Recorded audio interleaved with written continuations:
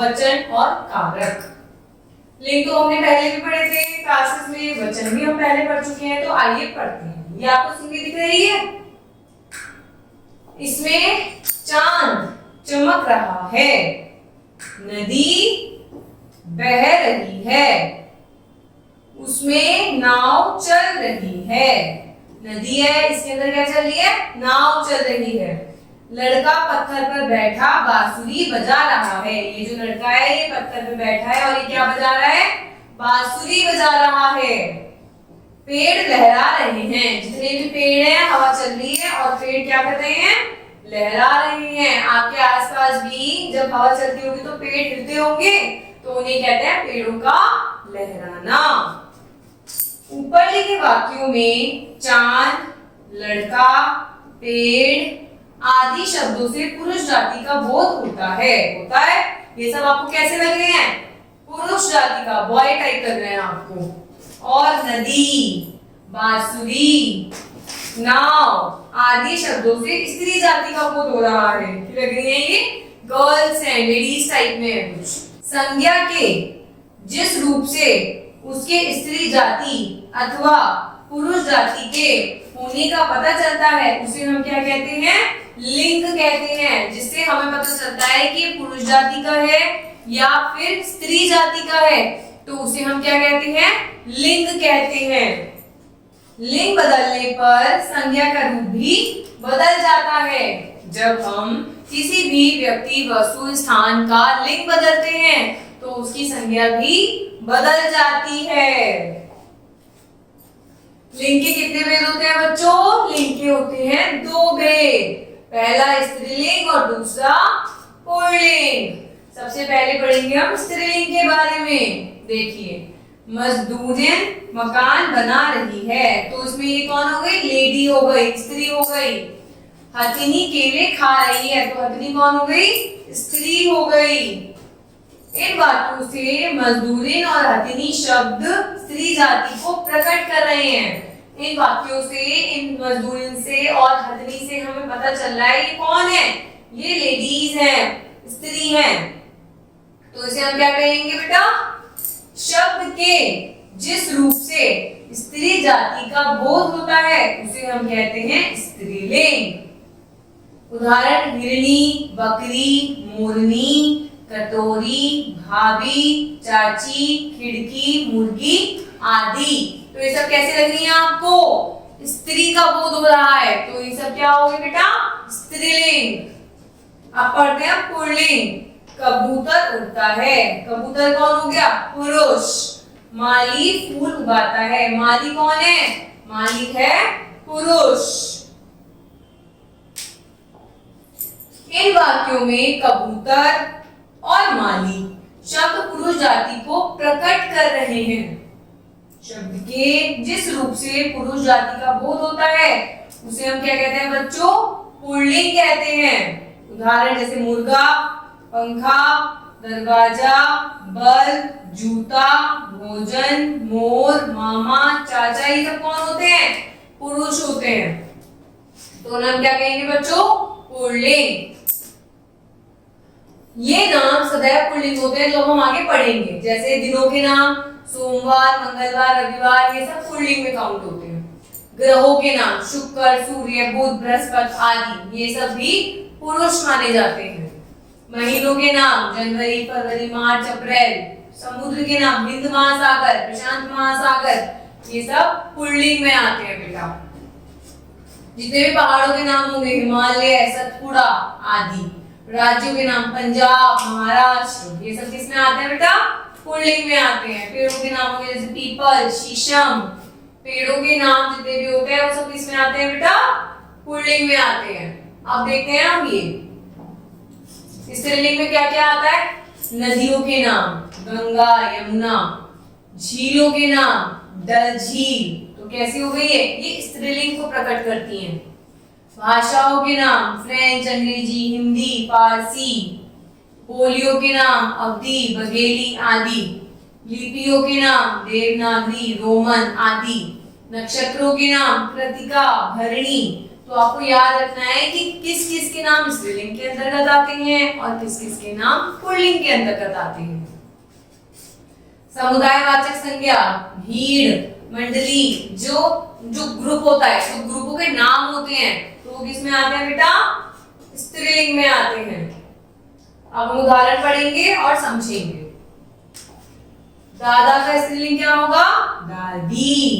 लड़का का लड़की, चूहा का चूहिया, ससुर का सास, शेर का शेरनी, भाई का बहन, बेटा बेटी, मामा मामी, घोड़ा घोड़ी, लोटा लुटिया, छात्र छात्रा, मोर मोरनी, बैल गाय, ऊंट ऊंटनी, पोता पोती, पति पत्नी। तो ये सब क्या है? पुल्लिंग है और इनको हमने किस में चेंज करा बेटा? स्त्रीलिंग में चेंज कर दिया।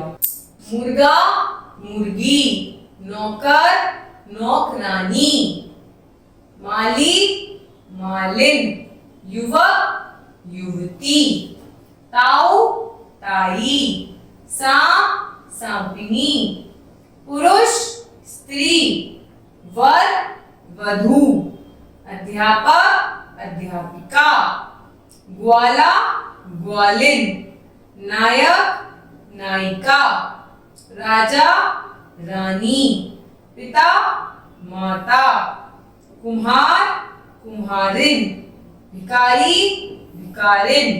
तो ये सब क्या है? हमने पुल्लिंग को किसमें चेंज करा बेटा? स्त्रीलिंग में चेंज करके देखा।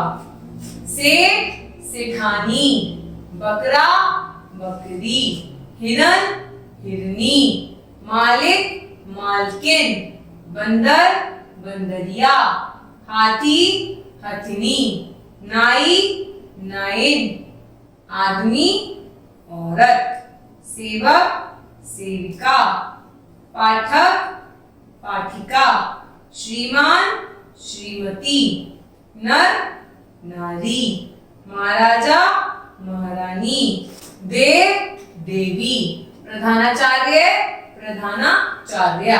अगर जेंट्स प्रधानाचार्य अगर आपके मेल होंगे, पुरुष होंगे, तो हम प्रधानाचार्य बोलेंगे, और अगर आपकी प्रिंसिपल लेडीज होंगी तो हम बोलेंगे प्रधानाचार्या।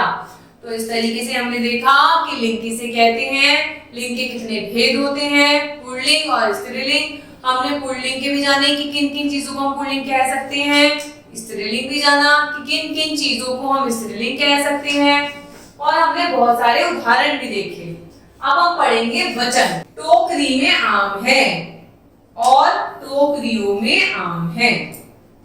टोकरी शब्द से संज्ञा के एक होने का पता चलता है और टोकरियों शब्दों से संख्या के अनेक होने का, 1 और 2।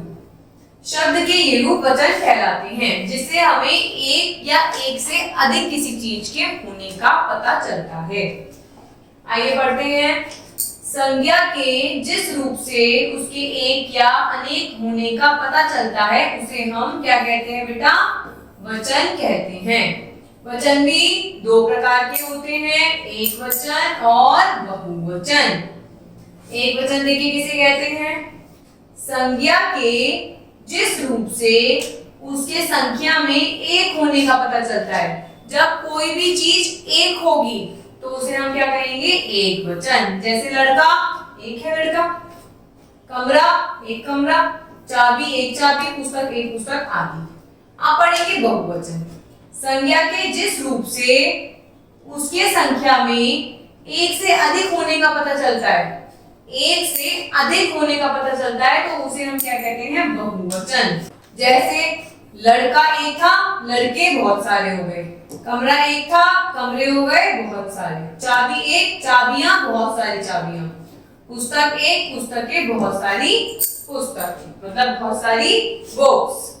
अब जैसे हमने स्त्रीलिंग और पुल्लिंग के उदाहरण पढ़े थे, अब ऐसे ही हम एक वचन और बहुवचन के उदाहरण पढ़ेंगे। एक वचन में हम पढ़ेंगे कि वो एक चीज है, और वही बहुवचन में पढ़ेंगे हम बहुत सारी चीजों के बारे में। माता, माताएं, आंख, आंखें, बच्चा, बच्चे, रात रातें, बात बातें, चादर चादरें, घोड़ा घोड़े, कपड़ा कपड़े, कुर्ता कुर्ते, माला मालाएं, बेटा बेटे, गधा गधे, कला कलाएं, पुस्तक पुस्तकें, रोटी रोटियां, जूता जूते, कक्षा कक्षाएं, औरत औरतें, मैं हम। मैं मतलब एक अकेला मैं और हम मतलब बहुत सारे लोग। मछली एक, मछलियां बहुत सारी, सखी सखियां, पूरी पूरियां। यदि आप एक पूरी खाएंगे तो आप कहेंगे मैं एक पूरी खाई है, और अगर आपने बहुत सारी पूरियां खाई है तो आप क्या बोलोगे? पूरियां खाई हैं। स्त्री स्त्रियां, नाली नालियां, रुपया रुपए, वस्तु वस्तुएं। इस तरीके से हम एक वचन को बहुवचन में चेंज करते हैं। अब हम पढ़ेंगे कारक के बारे में। कारक होता क्या है? अनुच्छेद को पढ़ते हैं। युद्ध में अर्जुन ने जब देखा कि उसके अपने ही गुरुजन और संबंधी हैं, तो उसने युद्ध से इनकार कर दिया।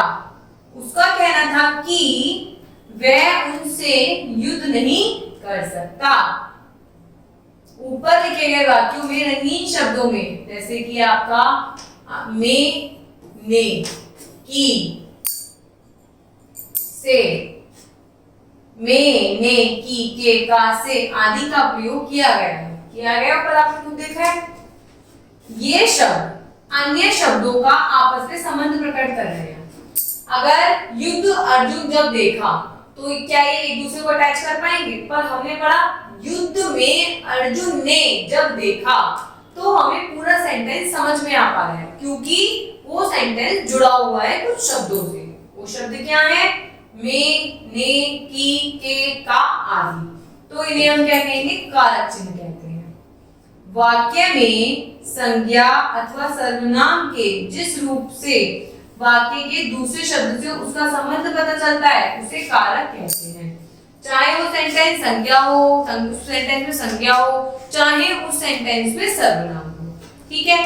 आपको जब वो दूसरे व्यक्ति से जब बात कर रहा होता है, तो जब उसके संबंध का पता चलता है, तो आप उसे कारक कहते हैं। जैसे कि आप पढ़ते हैं, कारक कितने प्रकार के होते हैं बेटा? 8 प्रकार के होते हैं। ये कारक और इसके कारक के चिन्ह। कर्ता ने कर्म को करण से, संप्रदान के लिए, अपादान से, संबंध काकी के, राजीरे, अधिकरण में पर, संबोधन रे अरे। मतलब अगर कर्ता होगा तो ने शब्द का यूज करेगा, कर्म होगा तो को शब्द का उपयोग होगा, करण होगा तो से होगा। तो इस तरीके से जो भी सारी चीजें हैं वो इनका यूज करेंगे, कर्ता चिन्ह का। अब हम कारक चिन्हों के वाक्य में प्रयोग देखते हैं, तब हमें ये वाली टेबल बिल्कुल क्लियर हो जाएगी। कर्ता के लिए क्या यूज करेंगे? हमने, जैसे सुरभि ने नाश्ता बनाया, तो किसने? कर्ता ने नाश्ता बनाया। सुरभि नाश्ता बनाती है। ठीक है। तो सुरभि नाश्ता बनाती है, तो ये अलग हो गया। लेकिन अगर हम जब कारक चिन्ह का प्रयोग करेंगे तो हम करेंगे सुरभि ने नाश्ता बनाया। मीरा ने भोजन खाया अथवा मीरा भोजन खाती है, तो हमने ने से जोड़ दिया। अब हम पढ़ेंगे कर्म के बारे में। कर्म कारक क्या होता है? को। पंडित जी को बुलाओ, उनकी दक्षिणा दो। तो किसको बुलाओ? पंडित जी को बुलाओ। करण मतलब से। तुम साइकिल से बाजार जाओ, बाजार से आलू लाओ, जहां से वो काम होना है। संप्रदान के लिए, नीता के लिए ऊन लाना और उसके लिए स्वेटर बुन देना।